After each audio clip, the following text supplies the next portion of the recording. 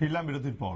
আন্তর্জাতিক নারী দিবস উপলক্ষে রাজ্য পুলিশের পক্ষ থেকে নারী সুরক্ষা আর সম্মানকে সামনে রেখে ক্যাম্পিং এর আয়োজন করা হয় উত্তর গেট এলাকায়। একটা ক্যাম্পেনিং দেখতেই পাচ্ছেন যে সকাল থেকেই কিন্তু প্রত্যেকের কাছে কাছে একটি করে লিফলেট বিলি করা হয়েছে এবং সেখানে বার্তা দেওয়া হয়েছে নারী সুরক্ষা আর সম্মানের ওপর।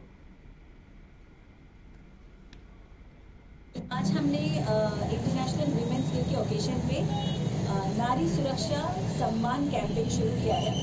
इसमें हम हमारी महिला पुलिस, ट्रैफिक डिपार्टमेंट की जो स्टाफ है और हमारी गर्ल्स जो कॉलेजेस में आई हैं वो ट्रैफिक को संभाल रही है अगरतला सिटी। और इस सम्मान के तहत हम बोलना चाहते हैं कि विमेन को भी वही समान अधिकार है और उनको वही अधिकार मिलना चाहिए और उनके साथ भेदभाव डिस्क्रिमिनेशन नहीं होना चाहिए और उनको भी अपना पूरा पोटेंशियल जो है अपनी पूरा जो ज़िंदगी में वो करना चाहती हैं वो करने के लिए उनको एक माहौल मिलना चाहिए।